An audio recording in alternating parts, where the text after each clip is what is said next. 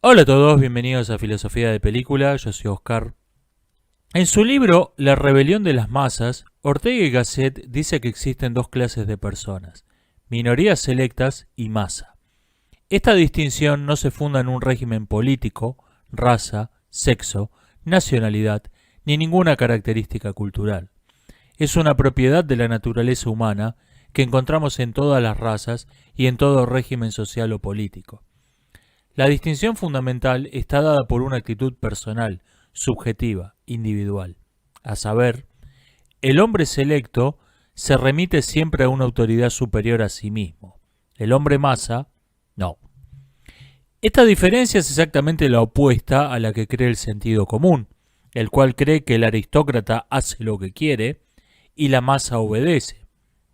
Todo lo contrario, el rasgo psicológico esencial del aristócrata es reconocer voluntariamente una autoridad por encima de sí mismo. Nobleza obliga. Mientras que el hombre masa hace siempre lo que quiere hasta que una fuerza física, digamos la policía, lo detiene. El hombre selecto no siente esta obligación como una esclavitud porque su deseo de obedecer procede de sí mismo. Es su propósito en la vida. El hombre masa, en cambio, carece de propósitos. Lo que tiene son afectos, deseos sexuales, codicia, resentimiento, odio. Sus ideas, entre comillas, son solo apetitos con palabras. Liberado de obligaciones externas a sí mismo que le habían sido impuestas por otros, se comporta como los niños cuando la maestra no está en el aula. Desaparecida la figura de autoridad, saltan sobre los pupitres, gritan, se dan de puñetazos, cometen actos de vandalismo. La tarea que les había sido impuesta se abandona porque esa tarea no tenía propósito para ellos. Del mismo modo, se comportan los pueblos y las razas infantiles cuando se ven libres de obligaciones impuestas por otros. El hombre masa tiende a agruparse con otros hombres masas en grupos homogéneos y multitudinarios. El hombre selecto tiende a separarse de la masa y solo indirectamente advierte que esto les da a todos ellos un cierto aire de familia y entonces se les ocurre la idea de formar alguna clase de club. Este club tiene unas reglas completamente distintas a las de la masa. La masa es brutalmente intolerante con cualquiera que se diferencia de ella, con cualquiera que no sea masa. Las heterodoxias en el vestido se castigan con la burla, las heterodoxias en el pensamiento con la muerte. El club de la minoría selecta, en cambio, se basa en la idea de que cada uno es diferente al resto. La tolerancia a sus peculiaridades personales es el principio fundacional del club. En todo el mundo y durante toda la historia, se consideró que la primera función del gobierno era mantener el orden. Hacía esto administrando justicia y castigando a los infractores.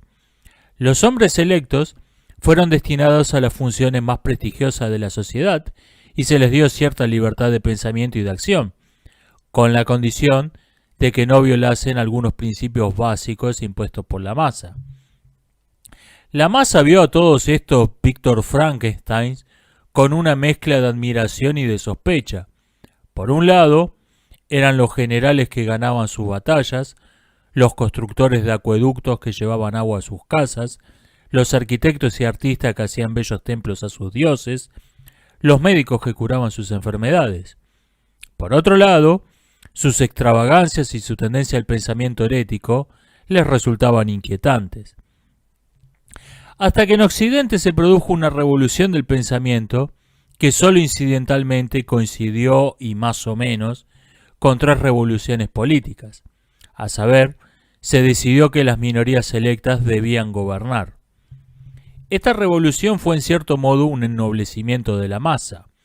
La masa reconoció la autoridad de los hombres superiores y se sometió a ella, comportamiento que es en sí mismo típico de minoría selecta. El resultado de esta revolución fue la civilización más formidable que haya existido sobre la faz de la Tierra. La civilización occidental moderna es superior a cualquier otra, pasado o presente, no como Usain Bolt es superior al resto de los corredores de élite, sino como un corredor de élite es superior a una anciana caminando ayudándose con un andador. Prueba de esto es que toda persona que intenta negar una verdad tan evidente debe recurrir a alguno de 3 métodos fraudulentos o a una combinación de ellos. Mentir, apelar a un concepto difuso e inverificable, o invocar un concepto acuñado por la propia civilización occidental moderna, señalando las falencias de esta, comparándola no con otras civilizaciones, sino con una versión idealizada de sí misma.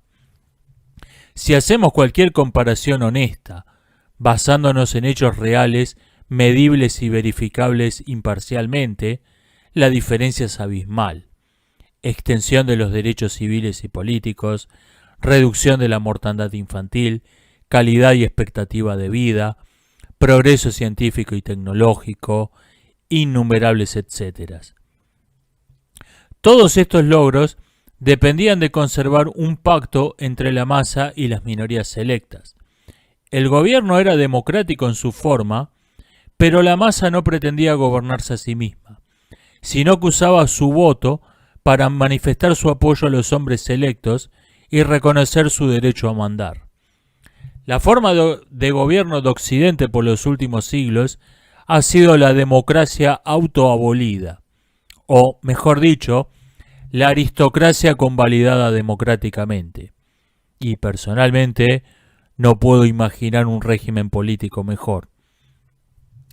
El problema fue que en este pacto aparecieron 2 grietas que empezaron a crecer continuamente hasta amenazar con derrumbarlo: la naturalización y la especialización. Ortega comienza señalando un hecho largamente documentado y comprobado. Los aristócratas de segunda generación son unos idiotas. Reflexiona en este hecho y se pregunta por su causa. La identifica en el hecho de que el aristócrata de segunda generación no tuvo que hacer nada para ser reconocido como un hombre selecto. Nació siendo aristócrata. El señorito asume que el mundo que lo rodea es natural, un regalo de los dioses que no ha requerido ningún esfuerzo y no tiene ningún precio, de modo que lo trata como si fuese naturaleza, es decir, toma sus frutos y goza de ellos sin experimentar el menor compromiso ni sentir la menor gratitud hacia quienes hicieron posible su vida relajada. El mismo progreso extraordinario de la civilización occidental moderna hizo que, para una parte importante de sus habitantes, ésta ocupe el lugar de la naturaleza. Su carácter artificial no se advierte porque se vive desde la cuna en ese mundo artificial relativamente paradisíaco. Esto produce una multitud de aristócratas de segunda generación, una cultura de señoritos satisfechos, con los rasgos psicológicos típicos de la pereza, la indiferencia y la ingratitud que caracterizan al señorito satisfecho eterno, solo que ahora producido en serie por millones. La convicción de que las minorías selectas deben mandar empieza a desgastarse porque no se advierten los beneficios de esa autoridad. Ortega pone un solo ejemplo de esto, aunque es un ejemplo muy elocuente. La ciencia era, en su tiempo, más prestigiosa que nunca. Era una especie de religión laica. Los hombres de ciencia como Albert Einstein eran celebridades públicas. Bien, la masa disfruta los beneficios surgidos de la investigación científica. Oye música por la radio, toma aspirinas cuando le duele la cabeza, viaja en ferrocarril al trabajo, y sin embargo, el presupuesto destinado a la investigación apenas había aumentado en más de un siglo, y toda propuesta en esa dirección recibe automáticamente la desaprobación y la resistencia de los partidos políticos de masas. Adviértase la enorme incoherencia entre estos dos hechos, el prestigio casi divino de la ciencia y la negación de darle cualquier apoyo o incentivo. En teoría, debería ser sumamente fácil convencer a la masa de fomentar la ciencia. Más ciencia igual más aspirinas, más radios, mejores ferrocarriles. Y sin embargo, ese no es el caso. ¿Por qué? La respuesta es que la masa ve la ciencia como un pasatiempo virtuoso pero inútil. No lo asocia con las maravillas de la tecnología. La masa cree que las computadoras crecen en el árbol mágico del Internet, lo cual, por cierto, es completamente literal en la película Avatar. La ve como naturaleza, no la ve como técnica. Un dato curioso es que muchos hombres de ciencia destacados incluso comparten esta misma opinión. George Hardy fue un matemático que saltó a la fama con un paper sobre lo que ocurre cuando se permutan números en un algoritmo. Fue también amigo de Albert Einstein y, al igual que este, un convencido y apasionado pacifista. En 1932 dijo en una entrevista, cito, «Me gusta pensar en lo que hago como ciencia pura, sin aplicación práctica, pues nadie ha descubierto un uso militar para la teoría de números ni para la teoría de la relatividad, y dudo mucho que eso vaya a ocurrir en el futuro, incluso en un futuro lejano». Cierro cita. 13 años después, los aliados ganaban la Segunda Guerra Mundial usando la bomba atómica para destruir 2 ciudades japonesas y su teoría de las permutaciones para quebrar la clave enigma de los alemanes. Lo que nos lleva a la segunda gran grieta, la especialización. Durante la mayor parte de la historia de la humanidad hubo solo 2 clases de personas, sabios e ignorantes, y entre ambos no había más que casos intermedios, una gradualidad de semisabios, semi-ignorantes. La especialización del trabajo intelectual en la sociedad industrial creó un tercer tipo de hombres, los especialistas. El especialista no es un sabio, ni un ignorante, ni algo intermedio entre las dos cosas. El especialista sabe más de lo que ha sabido jamás el mayor de los sabios acerca de una porcioncita minúscula de la realidad, a la vez que lo ignora todo sobre cualquier otro asunto. Este proceso es continuo e irrenunciable si uno quiere llegar a hacer algún descubrimiento. El contenido de información en cada especialidad crece hasta que su dominio universal por una sola persona se vuelve imposible. Entonces, se lo subdivide en varias nuevas especialidades, sobre cada una de las cuales se publica una cantidad de papers que terminan volviéndose imposibles de leer por una sola persona, y así ad infinitum. El físico de partículas Javier Santaolalla cuenta que, trabajando en el CERN, compartía su oficina con otro físico de partículas un poco distinto y en sus ratos de ocio conversaban sobre fútbol y películas de superhéroes, porque ninguno tenía la menor idea de en qué consistía el trabajo del otro. Julio Verne satiriza la figura del especialista en una novela, donde nos pinta un naturalista que solo estudia los hexápodos, animales de 6 patas, sin interesarse por prácticamente nada más y siendo desde todo punto de vista un hombre infantil, necesitando una especie de niñera que lo cuide todo el tiempo. En un momento, unos marineros capturan un animal muy extraño, bioluminiscente, que flotaba en el mar y se lo llevan. El naturalista le da un vistazo por curiosidad, pero como el animal no era un hexápodo, no le presta mayor atención. Bueno, esto era una sátira en el siglo XIX. Hoy, solo el estudio de las hormigas, no de todos los hexápodos. El estudio de las hormigas está dividido en alrededor de 30 especialidades, cuyos expertos casi no se entienden entre sí cuando hablan. El especialista es un hombre masa en un 99,99% y un semidios en el otro 0,01%. El cine creó el cliché del villano sofisticado, el villano de modales refinados, buen ajedrecista, amante de la música clásica. Bueno, ¿cuál es la música más descargada de internet en el CERN? Reggaetón. Y en la NASA, rock folk.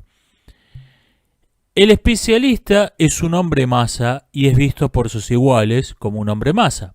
En consecuencia, no inspira el temor reverencial, el respeto casi religioso que inspiraba el dotor en el vulgo. Respeto que era esencial para sostener el pacto fundamental entre las minorías selectas y las masas. El especialista declara: yo soy un hombre selecto. Y la masa le responde con desdén: no, no lo sos. Protejan a la reina. ¿Quién es la reina? Yo soy la reina. Tú no eres. Uno podría suponer que el especialista, siendo un sabio al menos en un asunto, y hasta más que un sabio, va a ser parco para opinar sobre cualquier otro, va a tener un respeto reverencial hacia los otros especialistas y se va a excusar de opinar diciendo: miren, disculpe, pero eso no es lo mío. Nada más lejos de la realidad. El especialista es un hombre más atípico, opina sobre todo, cree saber más que nadie sobre cualquier asunto, no revisa de modo crítico sus opiniones, sino que da por buena cualquier idea que encuentra dando vueltas en su cabeza, y con los malos modales típicos del hombre masa, intenta imponerle esas ideas por medio de la violencia a sus semejantes.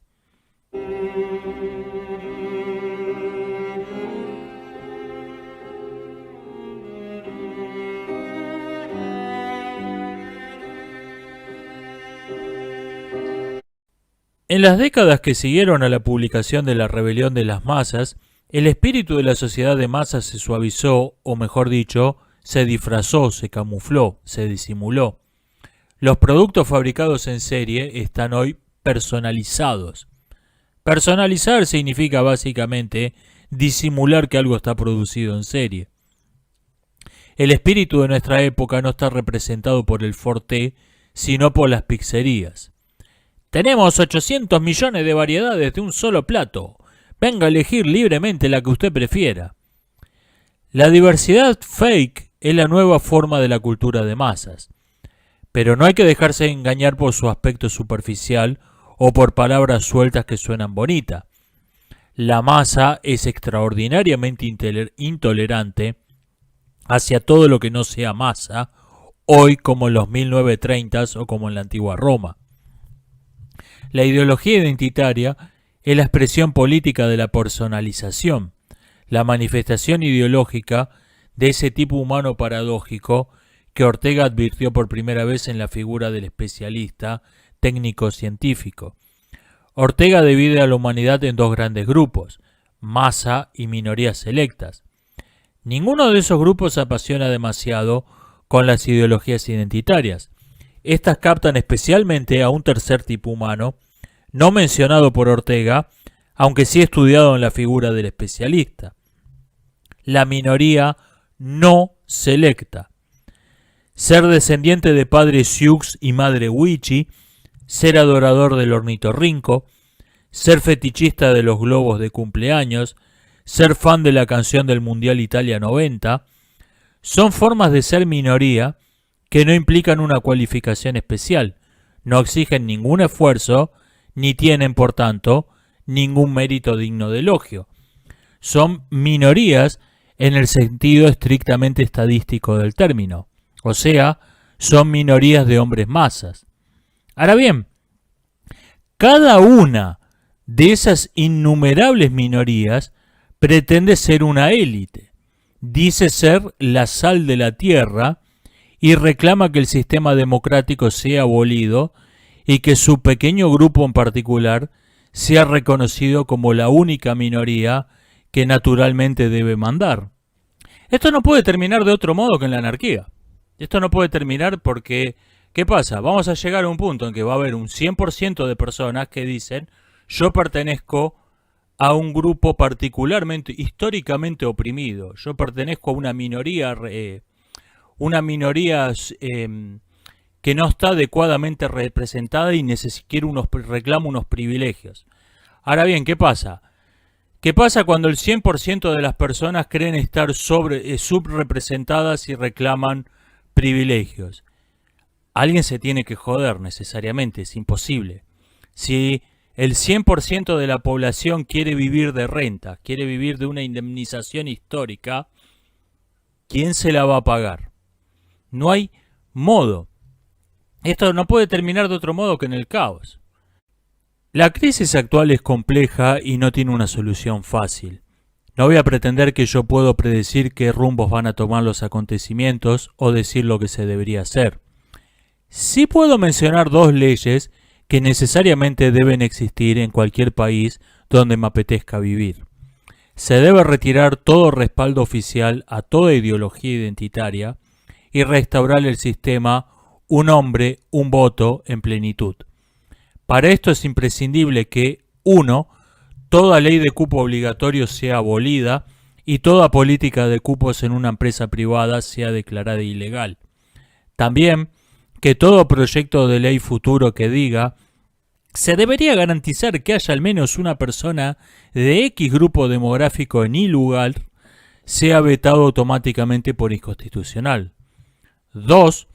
Las actuales leyes sobre la libertad de culto deben conservarse en su espíritu, pero su texto se debe reformular. Deben ser abarcadas como un caso particular de un principio mucho más amplio. Un Estado democrático no puede imponerles a sus ciudadanos la adopción obligatoria de una ideología.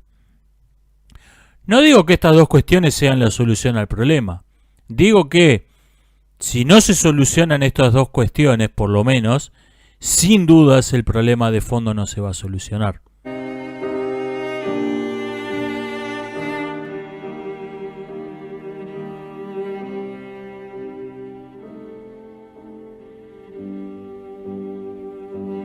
Pero quizás las reformas legales no sean lo más urgente o sean inútiles si no nos ocupamos de otra cuestión previa, que es personal y que debe resolver cada uno dentro de su propia cabeza.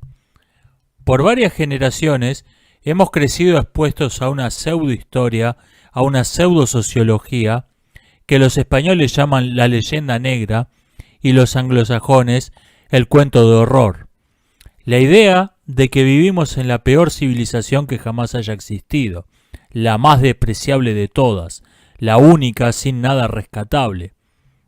Esta idea se funda en la comparación entre hechos distorsionados, seleccionados y exagerados, o incluso en abiertas calumnias demostradas, versus mentiras elogiosas, mentiras por omisión, idealizaciones literarias y fantasías exotistas que en realidad nunca existieron en ninguna parte.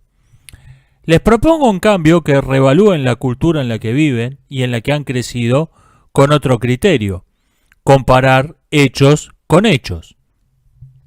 Tomemos por ejemplo la proposición "la esclavitud es inmoral". Esto es lo que se conoce como un valor universal. Ahora bien, esta expresión es ambigua y ha dado origen a numerosas falacias de equívoco, que son el trasfondo lógico, el trasfondo paralógico de la leyenda negra, del cuento de horror. Valores universales puede significar tanto valores absolutos, por oposición a relativos, o puede significar universalmente compartidos. Ahora bien, la inmoralidad de la esclavitud es un valor universal en la primera acepción. Claramente no lo es en la segunda. El cuento de horror confronta permanentemente a la civilización occidental con valores que se consideran absolutos, aculturales, transculturales o metaculturales. De este modo, lo único que se considera propiamente occidental son sus defectos. El rechazo moral de la esclavitud se confronta con el hecho histórico de que en Occidente han existido y existen diversas formas de esclavitud. Pero al juzgar a cualquier otra civilización se cambia de modo drástico el criterio. La vara de medir es otra completamente distinta. Universal pasa a significar universalmente extendido. Y la inexistencia de nada indeseable o inmoral se infiere por lógica de este carácter universal. La esclavitud es considerada universalmente inmoral, por lo tanto, en ninguna parte del universo, salvo Occidente por supuesto, ha existido jamás ninguna forma de esclavitud. Este es el sofisma básico del cuento de horror, de la leyenda negra.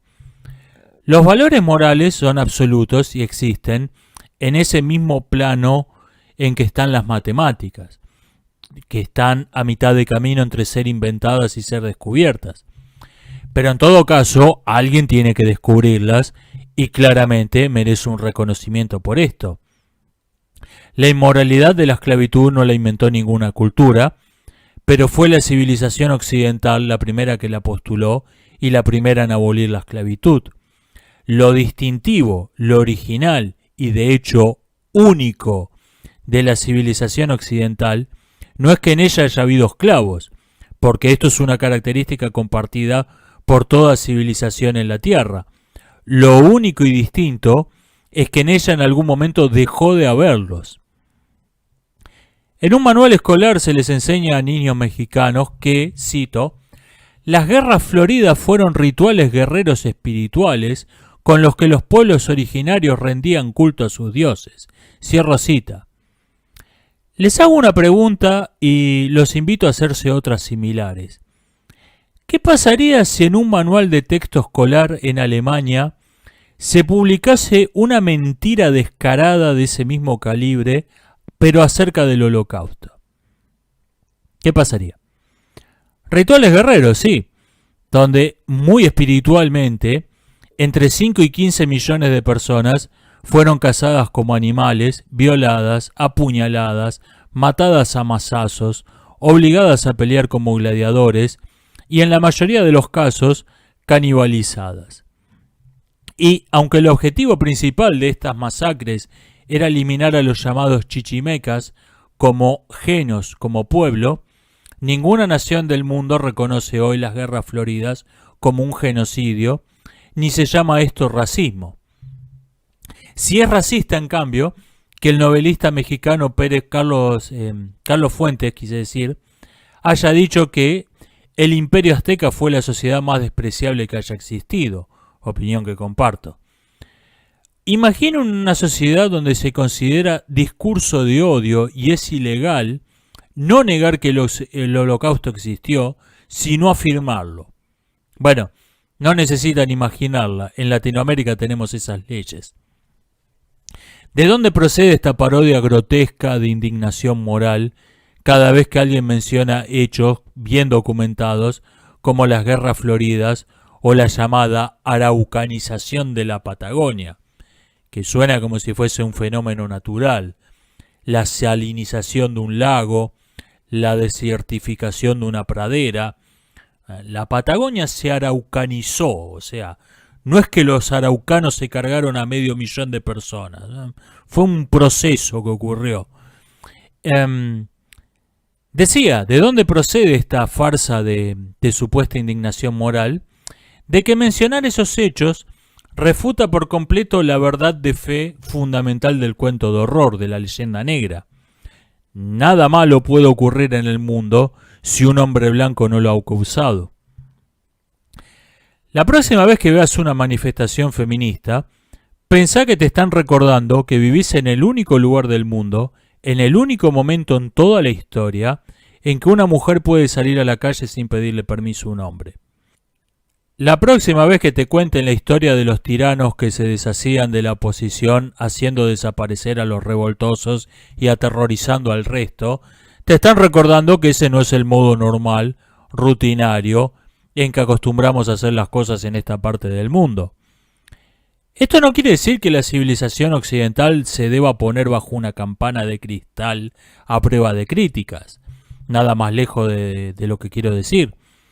Quiero decir que se deben dejar de aceptar como críticas válidas, se deben de dejar de prestar oídos a reproches que proceden de gente que lo ha hecho extraordinariamente peor desde todo punto de vista. Los psicólogos Dunning y Kruger advirtieron una extraña inadecuación a la realidad al comparar los resultados de una serie de pruebas hechas por unos voluntarios y su propia percepción de cómo creían haberlo hecho, estando las percepciones más erróneas en ambos extremos del espectro.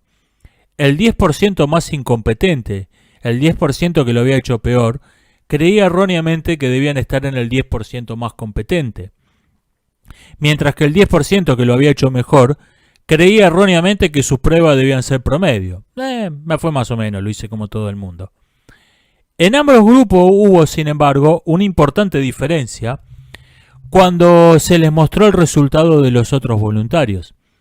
El 10% más incompetente siguió creyendo que era el 10% más competente después de corregir las pruebas de los otros, mientras que el 10% más competente cambió su propia valoración. Ver la incompetencia del resto les hizo advertir que sus propios resultados habían estado muy por encima del promedio. La crisis cultural que estamos sufriendo es la consecuencia de un efecto Dunning-Kruger de las civilizaciones. Las civilizaciones más estúpidas que jamás hayan existido sobre la faz de la Tierra declaran a los cuatro vientos: nosotros somos Wakanda. Nuestros ancestros fueron los campeones de la paz, de la ecología y de la espiritualidad, creyéndolo con toda honestidad y sin ponerlo en duda, porque su propia incompetencia les impide advertir lo extraordinariamente incompetentes que son.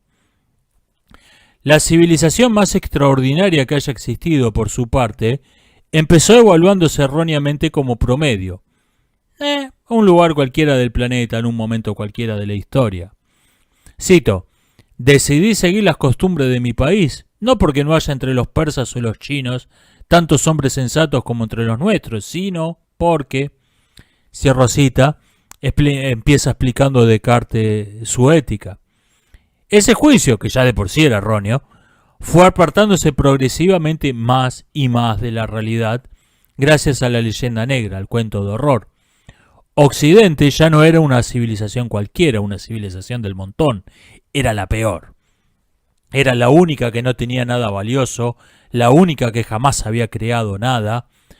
Y si no queremos hundirnos en una edad oscura, ese juicio tiene que ser revisado y cada civilización tiene que volver a ser tasada por lo que vale y no por lo que los propagandistas antioccidentales nos dicen que vale.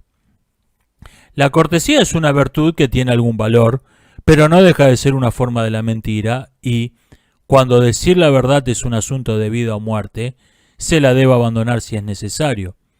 Cualquiera que haga una comparación honesta y seria entre civilizaciones tiene que llegar necesariamente a la conclusión de que compartimos el planeta con un montón de completos orates, lo diga o no. La supervivencia de la civilización depende hoy de que Occidente tome conciencia de su carácter excepcional. Esto es literalmente un asunto de vida o muerte. Nos estamos viendo, hasta la próxima.